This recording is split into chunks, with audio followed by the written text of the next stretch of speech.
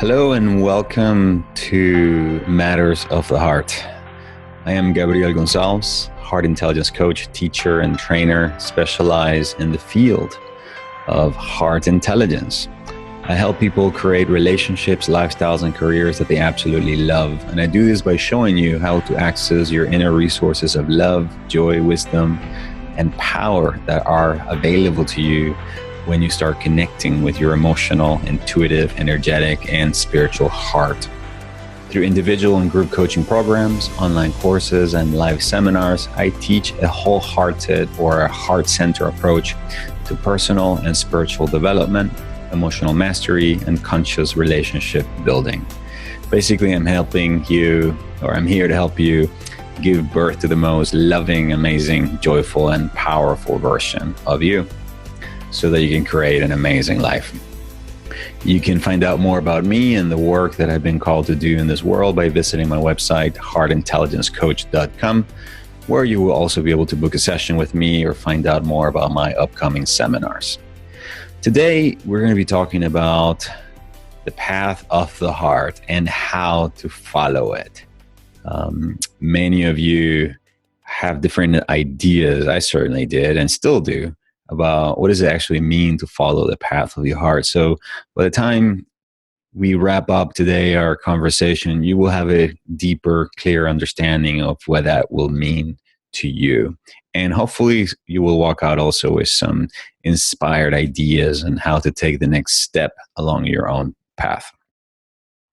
Or if you're listening to us live and you have a question that you'd like me to answer, please type it in the Q&A session at the bottom of the Zoom platform, okay? And I'll do my best to get to your question before we wrap up our time together. Before we get started, as we normally do, let's take a few moments then to center ourselves in our hearts by placing a hand over the middle of our chest. It doesn't matter which one. And beginning to breathe in and out of the heart. And what you want to do is you want to establish what I call an even rhythmic breath. That is the key to activating the sense of what the Institute of Heart Math calls coherence. You want to breathe deep into the heart. You want to breathe slower than you normally would. You know, the way you would be breathing when you are in the arms of someone that you love, or when you are alone by yourself and just about ready to fall asleep. You know, that moment just before you fall asleep, you want to breathe like that. It's a sense of relaxation. And you want to breathe rhythmically, which means that you must have the inhale and the exhale approximately the same length. The moment you begin to do that, and then you begin to draw a little smile, and you begin to evoke the feelings of love, appreciation, care, compassion, at that moment, your heart's frequency shifts. It changes and begins to vibrate at the frequency of 0.1 hertz. That is the magic frequency that opens the heart and begins to create the deeper connection between the heart and the brain. As you breathe in and out of the heart, I want you to think about someone that you love.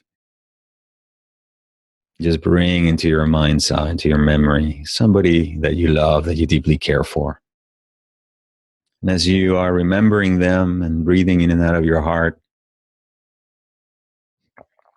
listen to the following invocation, the following prayer.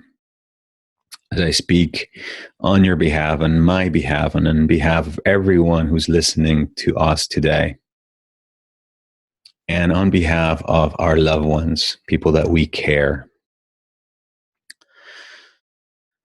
for, recognizing that right here, right now, we are attuning and connecting our hearts with the central heart of God, our Father, Mother in heaven. The central sun, as some of our ancestral traditions refer to it. And that through this connection, we're also connecting to the heart of the Christ, the heart of the Buddha, the heart of what the Sufis call the man that lives inside the heart, the beloved. And in doing so, we are activating within our own hearts the frequencies of love, wisdom, and power what the ascended master schools refer to as the threefold flame inside of our hearts, or in the Christian tradition, referred to simply as the flame of the Christ. With every inhalation, we amplify, magnify, ignite, and balance these three flames of love, wisdom, and power, recognizing that within our hearts, there is the love, the wisdom, and the power of God, of Christ, of Buddha, of Krishna, of all our ascended masters and teachers who pointed to the heart as the way to access the greatest power that we human beings have. Which is why Jesus the Christ always unified himself with the heart of Christ by speaking and affirming that he and the Father were one. In the same way, we are tuning into our hearts and saying, we in the heart of Christ, the heart of Buddha, the heart of Krishna are the same. And therefore, through them, we're also one with the heart of our Heavenly Father and Mother.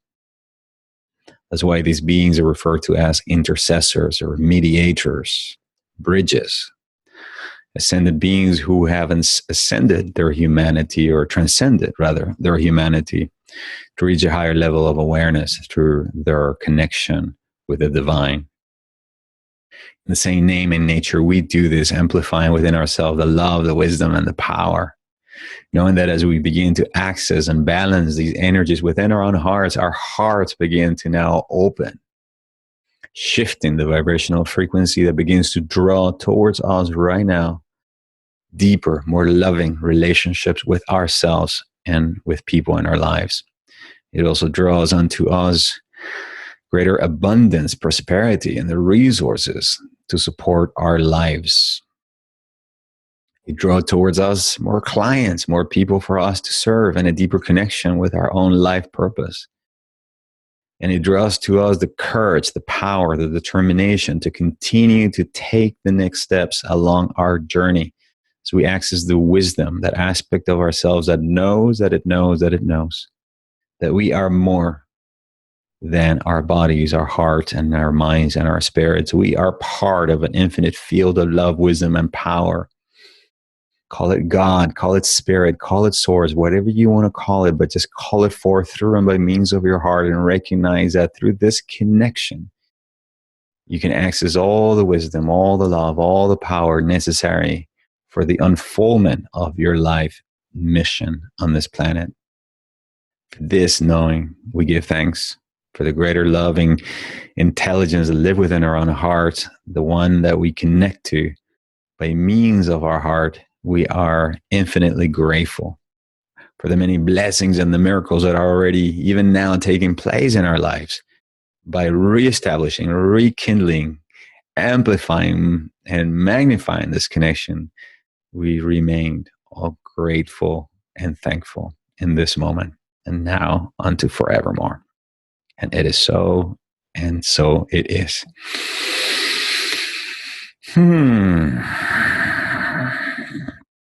I don't know what it is about this prayer of the heart where you take the moment to connect, breathe into your heart, and call forth love, wisdom, and power, that for me, it instantly just raises my vibrational level, and I get a sense of like tingling around my fingers and my face, and I just feel more alive, which is one of the reasons why I think Joseph Campbell, my favorite teachers and authors, I consider him one of my masters, one of my counsel. He was a professor in NYU of mythology. And once he wrote saying that while most people seem to be searching for the meaning of life, what deep down the majority of us are really, truly longing for is the experience of being fully alive. And I could not agree more wholeheartedly. Can you think of the last time when you felt fully alive, when you felt the sense of openness, the sense of where you were just taking in your entire surroundings, your environment, or maybe you were in a conversation with someone where you were feeling deeply heard and received and connected?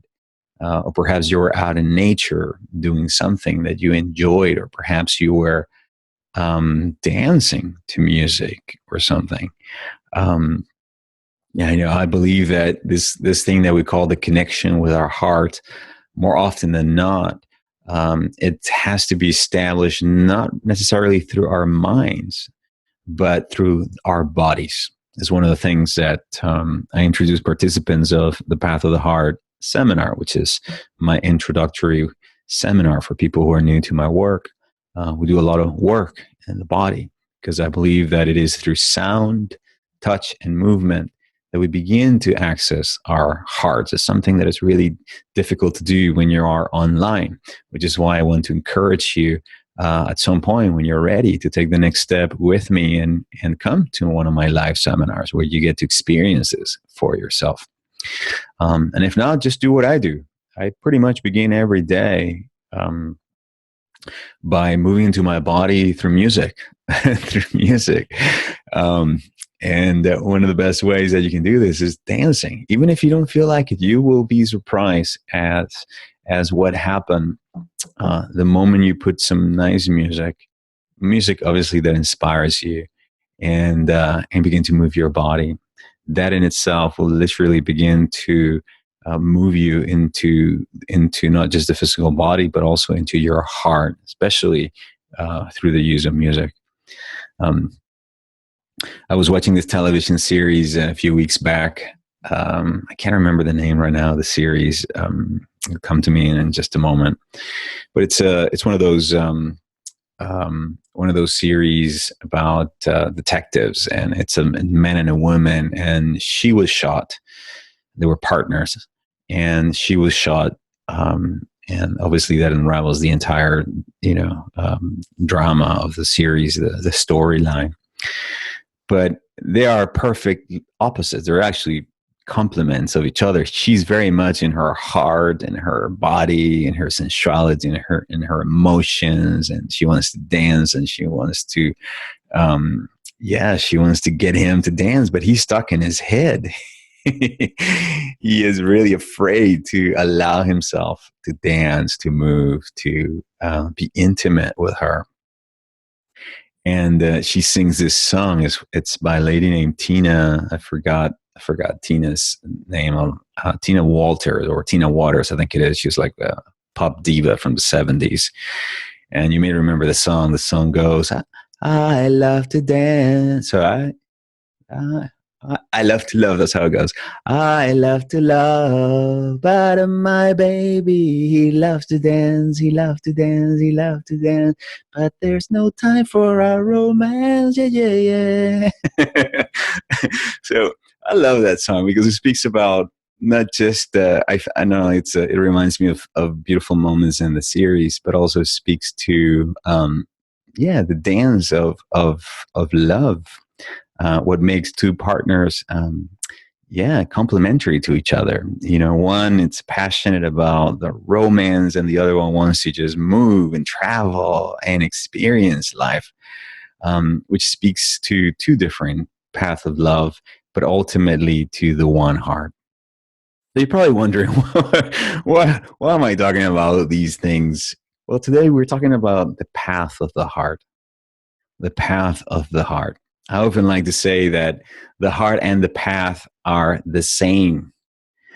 When I'm talking about the path being the heart, I'm not necessarily speaking about a spiritual path, though that I believe is obviously a part of it. All right. There's the emphasis I speak about moving into the heart through sound, touch, music, or anything is because that is what I believe begins to move you into this loving, wise, infinitely powerful aspect of yourself. More than a spiritual path or a path of love or compassion, as it is taught as by many spiritual masters and many spiritual schools, which obviously include Jesus, the Buddha, or the path of the heart is, I want you to think of it as the path of courage, vulnerability, the path of surrender, right? It's a path that requires you to somehow leave the safety and the comfort of the life that has been planned for you, that your parents planned for you, that society planned for you, or that you believe that somehow it's you deserve because you're entitled to it, and let go of all of that and begin to take the necessary steps to actually go after your destiny. Start creating the destiny, what Joseph Campbell will refer to as the life that is waiting for you. Not the one that you plan, but the one that is waiting for you. Now, the paradox of this path is that to get you out of the life that is comfortable, you somehow have to begin to create a vision for a new life. But the truth is, because the path is unique to every person, which means if you are walking on a path and there is a path, it literally means that is not your path. It's somebody else's path. Think of it, if you go out in nature and you're walking, you are sort of lost in the woods, and suddenly you see a path and you go, oh my God, here's the path. This will take me somewhere. Well, the path of the heart, if you find a path, it's not your path, because the truth is, as the Spanish song "Navegante no hay camino, se hace camino al andar," which means pilgrim, or the person that journeys. There's no such thing as a path. You make the path as you go. You make it up as you go along, as I often like to tell my clients. The same thing is for that thing that you believe deep down it's meant for you. But what is required is that you set up on some kind of you begin to create some kind of a journey, or begin to plan so that you can leave the comfort, your comfort life. Recently, I've been watching this television series on Netflix called Vikings, produced by the History Channel.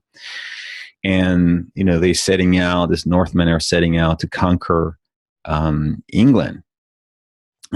So they set out to go out to England, but instead they arrive in France, which they were not planning to get there. And obviously they are met with a completely different, opposing force that they were not imagining them. But for some of them, it takes them into their highest purpose, their highest destiny.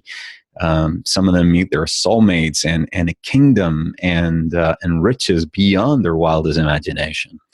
So it's the same way, we leave the comfort of what we believe is, our default life, if you may, to embark on a journey that we believe will take us somewhere, but that in the end takes us into a completely different place. When I speak about the heart of the path, or the path of the heart, I often like to refer to as to my own experience coming to South Africa 11 years ago, nearly 12 years ago. I was leaving a very comfortable life in Los Angeles as a film producer / director, and was leaving what I thought was the life that I was entitled to. I wanted to be an actor and had worked really hard to get to where I was. And suddenly I was invited to come to South Africa to produce a second film, which I was very excited. And once I got here, if you've been following my work for a while, then you know the rest of the story. But if you're new to my own story of how I got started on this journey as a heart intelligence coach, what happened after I arrived in South Africa, within 3 months, my entire life and things that I valued very dearly fell completely apart. When first I was mugged and my passport and ID and credit card money was taken from me. And then a few days later, I was fired from my job as a producer. They pulled the plug on the project that I was working on. And then the following week, my mother passed away. She had just been diagnosed with lung cancer the month before. And suddenly my life came crashing and fell apart. I could not leave South Africa because I did not have a passport. I didn't have money. I didn't have credit cards. And it was a place where I didn't know anyone. And in the middle of all that pain, in the middle of all that, that having lost, middle of all that grief, it's that's when I really started connecting with my heart and began to see that the life that I had been living up until that moment was really centered around my own vanity, my own egocentrism. It was all about me.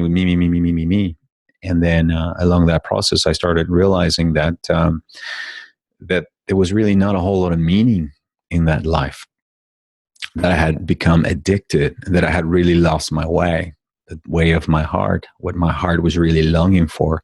To quote Joseph Campbell, whom I just spoke about a few moments ago, I was really not feeling alive anymore. I was feeling dead. To the world, I was a success.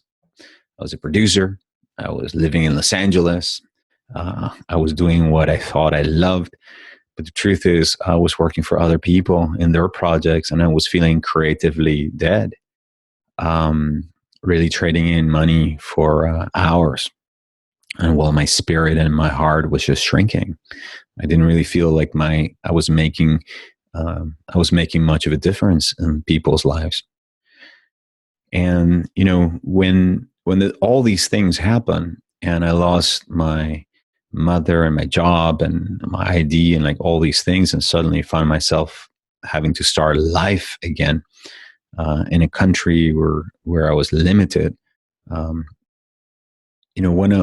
of the things I remembered was that there was a particular night when I was living in Los Angeles where I remember I was feeling very alone, very disconnected. I was connected with what I can only refer to as my void. I don't know if you've ever experienced moments in your life when when everybody leaves and it's just you, and then you feel this deep feeling in your gut. You feel it especially in your gut, where you feel very alone, and you want to go fill it with drugs, alcohol, social media, food.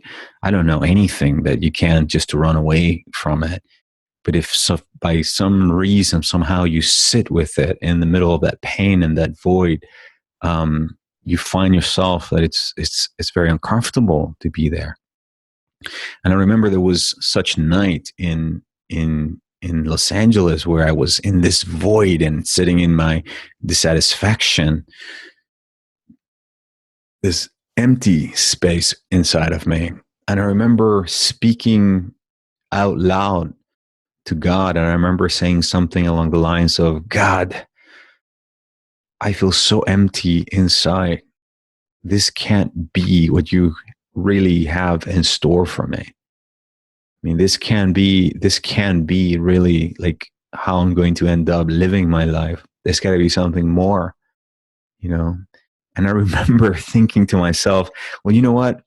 Maybe I should just get the hell out of here someday and go to like Africa and like go work somewhere where I'm actually making the difference in the life of someone. And lo and behold, within 2-3 years after that, I think it was about 2 years after that, I was invited to produce this film, came to South Africa, and then my whole life fell apart. And then just as things fall apart, they have a tendency to create space for something new to be built. And it was around that, the new space and the new order of thinking and the wisdom that began to flow from my heart, that I began to be guided at the very beginning by taking little baby steps, working for an NGO, then going back to school to study, to become a New Thought, Ancient Wisdom minister, and began a spiritual counseling practice, which then evolved into coaching, which then evolved into the work that I'm doing now. But as I said at the very beginning, my life fell apart, because that is the thing about anybody who chooses to follow the path of their heart. The moment you make the choice that that is what you want to do, what you will experience is your life as you know it will begin to slowly come undone, begin to fall apart. The new will have to be built upon a new awareness of or consciousness of love, the wisdom of your heart, and the greater power of your source, which means that all those things that are no longer in alignment with that will also have to leave. Okay. It's you'll find that as you follow your own path of your own heart, that that ultimately the spiritual aspect of this path, because it is ultimately a spiritual path. For me, spirituality ultimately it's a measure of how loving I am being. That's really what it is. If you think about every major spiritual tradition, their end result is obviously to make us more loving, more compassionate human beings, and somehow realign us with these principles of the Godhead, if you may, or the virtues of God. And so the path requires for many of us, more than anything, that we let go and surrender. It's a path. That's why I refer to it as number one is a path of surrender. It requires that we let go of our own ideas of how things should be, right? And begin to surrender to a higher possibility for our lives, a higher possibility for being in relationship to others. It's also a path of vulnerability, because to be able to really to be able to access the inner wisdom, the guidance of your own heart, also requires that you develop your capacity to feel your pain, to tune in into your emotional body. Our hearts, more than likely for the majority of us, speaks through our feelings, through our deepest emotions. And if you're not in your body and you're not really willing to be vulnerable enough to own those emotions, to sit with those emotions, to be with those emotions, how can you access then the wisdom that begins to flow from that aspect of yourself? You can't. So it requires great vulnerability. And it requires a tremendous amount of courage. In courage, the word courage is a word that is made up of two words, coeur in French, which means heart, and the word rage. So it's the raising, the anger of the heart. But it really means it's the ability to act in spite of fear. When is your heart raising? When you're feeling fully alive, right? When your endocrine system, it's through your adrenal glands, just release a shot of adrenaline, which is letting your body know, and your central nervous system and your autonomic nervous system, that you need to prepare for action. And so this action may scare you, doing something that you would normally not do, which is, it speaks to stepping out of your comfort zone into your discomfort zone. Embarking on the path of the heart for the many of us will mean doing things that for the majority of us will be very uncomfortable, will be out of character for many of us. But that is what is required. So I consider myself a student of this path that I call the path of the heart. And again, the path of the heart will mean different things to many different people. So what I want to do now is I want to share with you my own definition that I came to when I first started exploring this path, writing about it, sharing with others what I was learning, and what I now have basically define in some of the articles and things that I've written, and how I share it in my live seminars and with my clients. The path of the heart is the journey that you embark on when you make the decision to love yourself enough to courageously go after 100% of what you believe in your mind and deep in your heart is possible. In the process, you transform yourself and you change the world. I'm going to say this one more time because I want this to really land in your heart. The path of your heart is the journey that you embark on when you make the decision to love yourself enough to courageously go after 100% of what you believe in your mind and deep in your heart is possible. Along the journey, you transform yourself and you change the world. Now, notice that first thing I do is I refer to it as a journey, which means you have to get out of your ass and you have to start walking it. Okay. The path of the heart, that ultimately, as I can't remember who it was Meister Eckhart or maybe even Joseph Campbell referred to it as it's the journey, it's the journey that we travel from the 12 inches from our brains to our hearts. Fortunately for the majority of us, it really requires us that we get out of our asses and begin to do things differently. And for many of us, requires that we take some kind of an action. Okay. Even though at times you may not know where you're going. The most important thing is that you get started. You get started. As I said, my journey began when I made the decision to stay in South Africa and not go back to Los Angeles. I had no idea at that time where I was going to live, how I was going to make money, how I was going to deal with the immigration authorities, because what was happening at that time was literally, I didn't have a passport, I didn't have a permit, I could not fly out of the country, I could not go to my embassy. I'm originally a Venezuelan national, and so I couldn't go to the embassy because I didn't have a passport to travel or a credit card to buy an airplane ticket. It's 12 hours driving distance from Cape Town. Yet I made a decision to stay in South Africa, even though I had no idea how I was going to support myself. And then the next thing that happened was I was invited to a meditation at this center, and so I went to the meditation center, and I saw this beautiful place, and I saw a sign on the wall that said "Volunteers Wanted," and so I made a decision to go there a couple of weeks later, just to meet the people at the organization, and then. We had some coffee. I walked into their office and I told them a little bit about me and told them about what had happened.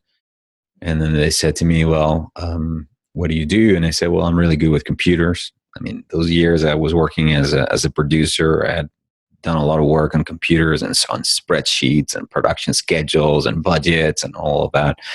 So I said to them, well, I can help you guys with computer stuff. I'm pretty good at that. And that's how my journey began. They offered me a 3-year volunteer visa and a program to stay in South Africa. And so notice that I began to create a new path with every decision that I was making. I realized that something deeper within me was guiding me. Something deeper within me was guiding me. And I often say the heart is the path and the path is the heart. So the heart is the path and the path is the heart. You'll hear me say this over and over and over and over again. And when I began this conversation today, I spoke about what the Ascended Master Schools refer to as the threefold flame of the heart, the threefold flame of love, wisdom, and power, also referred to as the flame of the heart of Christ or the sacred heart of Christ. So notice that what we are accessing, when you begin to access, the moment you really begin to align with your energetic heart. When I talk about the heart, I want you to think of these 3 aspects of your heart. Your heart is physically is a pump. It generates electromagnetic energy, keeps you alive, keeps your body warm, pumps your blood. It does all those beautiful things. Emotionally, it is the center of your emotional system. It is part of the endocrine system. It communicates through the rest of your body, through nerves and through hormones. It's a hormone-producing gland. Energetically and spiritually, it also is your connecting point with spirit, with source, with your soul. All right? So it is your capacity to tune and align and connect with these 3 aspects of your heart: love, wisdom, and power. Right? What allows you ultimately to begin to follow your heart. You cannot really follow your heart unless you're tuning to one, the love inside your heart, two, the intelligence or the wisdom inside of your heart, and then three, the deeper sense of power, that comes from taking action, acting with courage, with determination, that comes when you know something, it's the right thing. That's where the word valor comes from. All right, when we normally in our literature, in our everyday conversations, speak about, oh, I'm just following my heart. What that really means, more specifically, is number one, I am doing the loving thing. That's what it means. You want to follow your heart every day in your relationships in particular situations. If you just simply ask yourself a question, well, what would love do? What would love have me do? If I was a full embodiment of love right now, what would love through me do? You're able to answer that question, then you know at that moment, by doing the loving thing, or what somebody would call the right thing, but the right thing that's coming from love, that's the beginning of you beginning to love yourself, really. And that's why I talk about being a journey, that where you are following love, you're coming from a place of love. The main reason you're embarking on this journey is out of love and respect for yourself, which means in many ways it's a selfish path. You're doing it for you, out of self-love, for the only purpose of discovering more of yourself, growing yourself, expanding yourself, understanding yourself, which basically means that it ultimately is a path of self-awareness, of self-leadership, and self-mastery. Okay, so it begins there. And it is through this love, which is not just an energetic field or an emotion, but it really is an intelligence itself, that you begin to access a deeper sense of knowing. The wisdom of the heart is not a rational thing. It's one of the things I spoke about in the initial episode of Matters of the Heart, when I said that there's no such thing as mind over matters of the heart. The heart, physically, it contains its own network of neural cells. It contains what the neurocardiologists call the heart brain, which is a little cluster of approximately 40,000 neural cells. They have the capacity to think independent than the brain.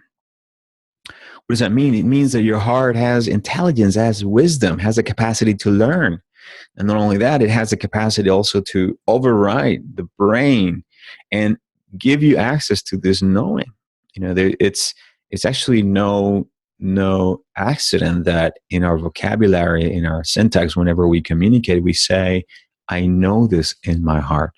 Have you ever been in a situation where your head tells you one thing? Like, if you just do the math, if you do the number, if you just look at the rational aspect of a particular situation, like, well, this is what's going to happen. But then in your heart that there's a whole different reality. You just know. Or have you ever known, for example, that something's going to happen in your life, but you just don't know why? You don't have the proof or how this is going to happen, but you just know. You just know. And that is the same level of intelligence that I began to access when I moved to South Africa, and my mind was trying to come up with all these different ways of, how am I going to make a living? How am I going to make money? How am I going to make it work? I had no idea. But when I checked in with my heart, and when I tune in into what's happening in my heart, there was just a deep sense of knowing that I was going to be okay, and that I would be taken care of, and that everything was going to be okay. Right now, I'm going through a challenge in one of my primary relationships. And when I look at things from a rational perspective in this particular relationship, the truth is, a lot of it does not make sense. It does not make sense. When I check in with my heart, the information that I receive, which is very succinct, you notice you will know when you're in your heart, when you're following the wisdom of your heart, because the heart communicates very succinctly. It's just a deep sense of knowing. But when you're in your head, there will be a story and there will be a rationality and explanations. And like that is what I call, it's the brain or the mind or your rational thinking trying to impersonate the heart. Okay. For me, that's not the heart. The heart it just speaks in a deeper sense of knowing. There's no that rational aspect. There's no the proof that you can just look at something and say, well, here's the proof why I know this. No, it's just a deep sense of knowing. And so when I checked in with myself in this particular relationship and I come into my heart, there's just this deep feeling inside that says everything is unfolding exactly the way that it should for the highest good of everyone. And right here, right now, the right things are happening and everything, it's going to work out better than you ever even imagined, thought, or believed possible. And then, of course, when I'm out of my heart and I go into my head, the mind wants to figure out how I'm going to make it work out great and beautifully. But my heart just keeps telling me, nah, just be here now. Continue to be in the flow. The heart will oftentimes speak to you in terms of its wisdom that it wants you to follow, oftentimes through some kind of a metaphor or even an image. And when I was feeling into the situation, I got this image that I was on a boat going down the river, and the image just sort of let me know, you surrender to the river, surrender to what is happening in this relationship right now. Don't try to change it. Don't try to impose your way. Don't try to do the right thing. Don't try to fix it. Just allow things to unfold. And just like when you're in a canoe or a river, or if you've ever been in a paddle boat, once you allow yourself you give yourself permission to allow the river to take you, right? Then you know when or how to avoid the rocks, where to turn. You know what the right action is, but the action only becomes apparent and clear to you the moment that you are actually moving. So it's the same way. This the guidance that I'm receiving in this particular situation is just simply allow yourself, surrender to what is happening, don't try to change it, and you will know when the right time will come to take the action. All right. So that's what it means to follow your heart in a particular situation or a particular relationship, right? Where from a rational perspective, the mind would like us to take some kind of an action, right? It operates on a linear paradigm. That's also one of the big difference between kind of following the path of your mind versus following the path of your heart. The path of the mind is oftentimes very linear. If I do this, this will happen. If they say this, I will do this other thing. If then that, it operates kind of like a computer program in many ways, very linear based, past, present, future, which I'm not saying should be discarded. It needs to also be integrated, because the whole idea is not just to follow your mind, your heart. Really, the whole idea is to allow the heart to lead.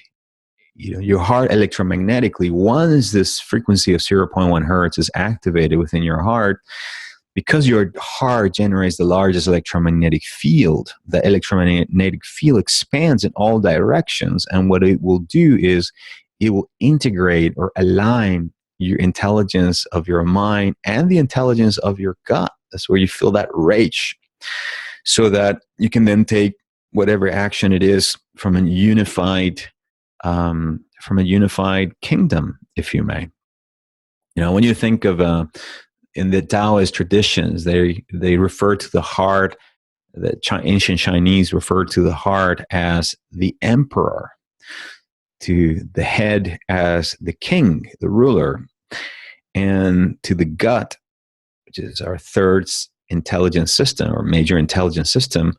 They refer to the gut as the samurai or the warrior, the soldier. He's the one that goes to battle. He's the one that gets things done. And so when the emperor takes charge of the kingdom, which is where the nobility resides, which is where the lineage, the honor is, and both the king and the samurai, the fighter or the army, if you may, are now in alignment with the virtue of the emperor, then you have a kingdom that is very powerful. And that's what I mean when I talk about the power that the heart has then to create miracles in your life once you begin to act from what I call alignment, when what you think, what you feel, and what you do are in alignment. When you are walking in a direction or taking action where what you're doing not only makes sense at some level, but it also feels right in your heart. And then also, as you take steps, it requires some courage and obviously a little bit of emotional discomfort. That's what I mean about the samurai. The samurai is a part of you that is taking action. And it's called courage because it literally means that. It means the rage of the heart. Right? That's why I like to always say that to follow your heart is not for the, it's not for the, most people think that, oh, I'm just going to follow my heart. And for a lot of people, that means I'm just going to join some kind of a community and we're going to sit by the fire and hold hands and sing Kumbaya and tell each other how much we love each other. And we just we're all heart-centered people. But the truth is, following your heart oftentimes means doing the most uncomfortable thing, saying the most uncomfortable thing, asking for something that is very uncomfortable to ask, doing things that would probably get you other people's criticism, will probably disappoint people in many ways. I often tell my clients that if you are not pissing somebody off, then you're not really following your path. Because to follow your path means that you're going to have to say no to a lot of people. I mean, because here's the thing, that if you think of this, that you're going to follow your path and it's a particular direction that you're feeling called to do, when you're operating from the call it the race consciousness or the way most people think traditionally, people are going to start looking at you like, what's wrong with you? What's wrong with you? It's one of the things my little brother always complains about me. I remember one time we had this heart-to-heart conversation and he said to me, Gabriel, I don't understand you.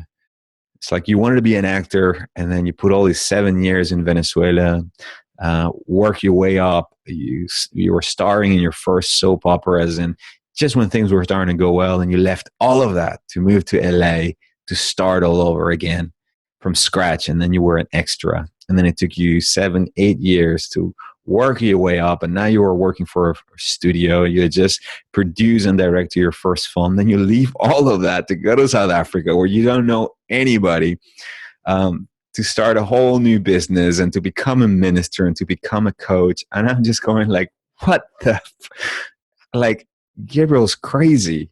And it's true. I am in the sense of, I have not seen any of, I've been just following what my heart has been asking me to do. Because that's the thing about the path of the heart, is that it will take you on a journey that ultimately will not be about that thing that you think that you want. For some of you, maybe leaving a corporate job and starting your own business. For some of you, might be going after the relationship of your dreams. Some of you might be moving to a new country. It will mean something different for you at different aspects and different moments of your life. But just remember that ultimately, at the end of the day, it's never going to be about the relationship or the retreat center that you build or the successful practice or the $1 million that you wanted to have. It will never be about that. It will always ultimately be about the transformation that you had to undergo, the kind of a person that you had to become in order to follow this path. I mean, I can tell you that in the 12 years that I've been in South Africa since I went on this journey, when I look back at the Gabriel that arrived here, and I look at what I would say were all my addictions at that time: addiction to social media, addiction to alcohol, addiction to sex, to pornography, addiction to being liked. To being liked, I was definitely a people pleaser. Um, when I look at that person that I was back then, and I look at who I have become 12 years later, it's like I don't recognize myself. I look at myself on sometimes in pictures or in the mirror. I mean, obviously I've aged, but when I look at the person looking back at me, there's this deep sense of like, wow, I'm really glad to be who I am, or to be becoming. I don't know if that's actually grammatically correct, but it feels right. To be becoming this person that I am becoming. Ultimately, I am becoming a newer, upgraded, more loving, more compassionate, more courageous version of myself. And that ultimately is what the path is about. Christ was on the path of the heart because he was on the path of becoming one with the love of the Creator through forgiveness, through compassion. I mean, to the point of giving his own life for his brothers and sisters. That's the ultimate act of love. Same thing with Buddha, as he followed the path of compassion and taught it and lived it and surrendered all his humanity in favor of becoming a more compassionate, light being. And so if your path is not making you more loving, more compassionate, more forgiving, if your path is not making you wiser, which means you're beginning to be guided by a larger intelligence that connects you to all of life and allows you to know things before they happen, or to know what relationship is right for you, what direction is right for you. Not because someone told you, or because some guru told you, or because you read it in a book, but because your inner sense of direction, compass, intuition, whatever you want to call this inner knowing is guiding you. If you're not taking the time to do things from a place of power and a place of courage, which means doing things that are uncomfortable, right? Which means standing in your own power, asking others for what you want, for what you need, communicating your truth, expressing your truth. When we normally in our culture, whenever we say, let's have a heart-to-heart conversation, Gabriel, or whatever the name of the person is that you're talking to, what does that mean? It means let's tell our truth as it is, and that is the power of the truth. It's so powerful. That's why it sets you free, because there's great power in truth. The moment you start, or you stop lying to yourself and you begin to tell yourself the truth about you, that is a great moment of power. It's that place that I was talking about earlier when I was in Los Angeles, and I was facing my own void, my own emptiness. And I told myself the truth about how unhappy I was. Are you willing to love yourself that much to begin to tell yourself the truth about your life right now? Are you willing to begin to tell people in your life the truth about you? What it is that your heart is longing for? What it is that is your soul? Because your heart is ultimately your communication center with your soul. Your soul communicates to you through your heart. In the Taoist tradition, your heart is referred to as the message center. Message center. So think of it as like your email, right? We get messages from people all over the world, but how do you receive them? Well, through a message center. It's like a particular little place that you go to access this information. Well, your heart is pretty much the same thing. It's a little center where you get to access all these messages from your soul, which is why the same tradition, the Taoist tradition, referred to as the heart, as in Chinese, they call the Lingong, or soul's temple, the temple of the soul, in which they believed that at the time of conception, a little soul would leave the heavens, right? The heart of God. And this little soul will lodge itself in the Lingong, in the temple of the soul. In other words, the soul would come to its little temple, the little house in which Brahman lives, the little castle of Brahman in the Upanishads tradition. So what would this soul contain? Well, the Chinese word basically revealed it. The Chinese word and that they used was the Tianming. And the Tianming means in Chinese heaven's orders. Heaven's orders. It means that at the time of your conception, your soul, which contained heaven's orders, or your higher purpose for your life, or your life mission, right, was placed inside your heart, which is where your treasure from the heavens really lives. You know, it's what led Carl Jung to say that he who looks inside, how does it go? He who looks outside dreams, and he who looks inside awakens. So the path of the heart is ultimately a path of awakening to the love, the wisdom, and the power that is contained not only in, but through your heart. It is a path of surrender, because you need to let go of whatever you think you plan, or other people plan for you, or hope for you. Begin to surrender, or begin to move in the direction of what the life that is actually waiting for you, the relationships, the friendships, the clients, the whole new way of being that is waiting for you. It is a path of vulnerability, because it requires that you come into your body and give yourself permission to feel into your heart. I'm sensitive to really listen to your heart. Listening to your heart means really to feel your heart. And then finally, it's a path of courage, because it requires you to start then taking action, beginning to take some steps in the direction, even though you have no idea where you're going. In fact, you will not know for a very long time where you are going. It's like you are being guided. Have you ever gotten in a car? I mean, that happened to me when I was in Europe and in this last trip in the US, where I'm relying so much on Google Maps, to take me where I need to go. And so that's one of the things that I have, that I've taken from the experience, is like, I know this is where I'm going. I put it in here, and I'm just trusting that if I just turn left here, if I turn right here, if I keep going straight, I will get there.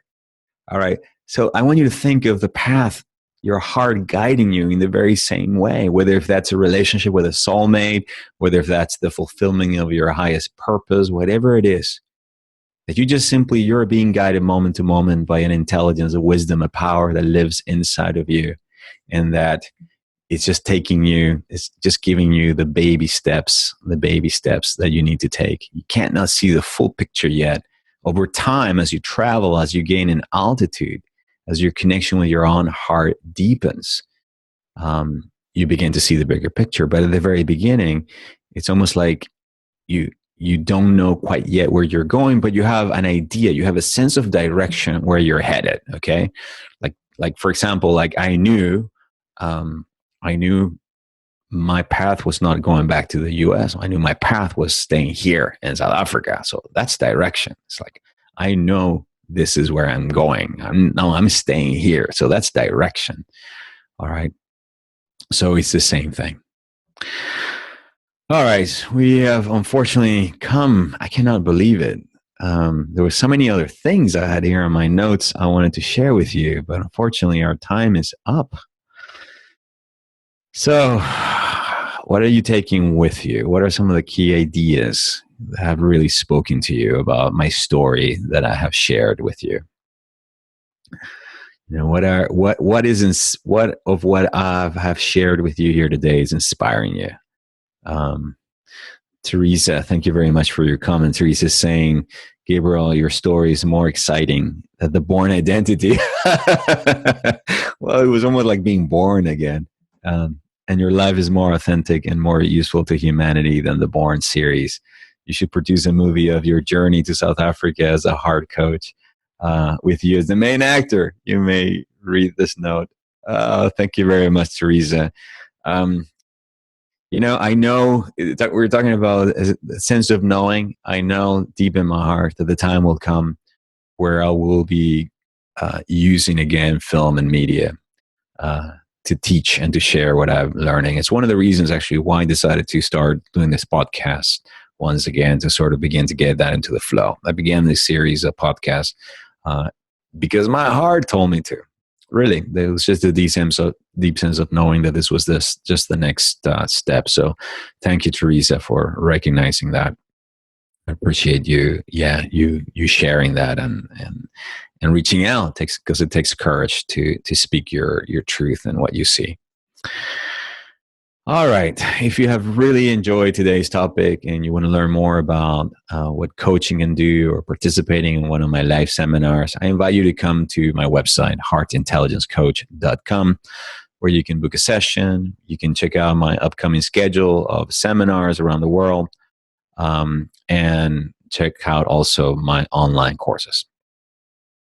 I hope that what you have learned here today will inspire you to live a more a more amazing, heart-centered life, one that where you are really following the love, the wisdom, and the power of your own heart, or just simply the path of your own heart.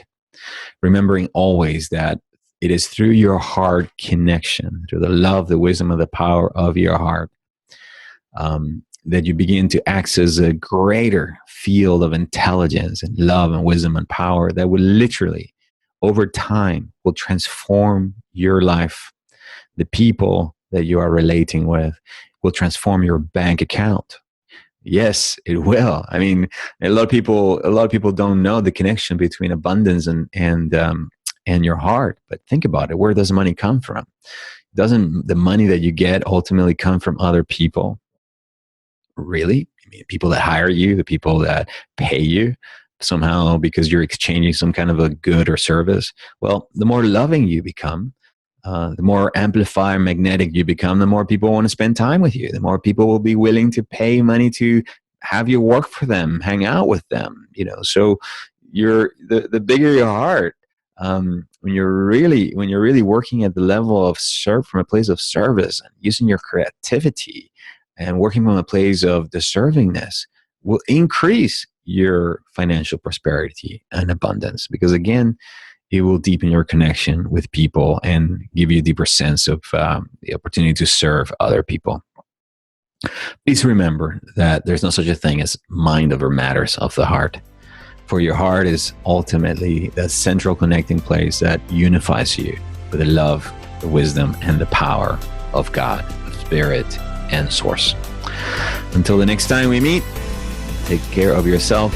Be loved, be loving, be wise, be powerful, and be amazing. I send you all of my love. Thank you very much for being here with me today. I really appreciate you. Bye-bye.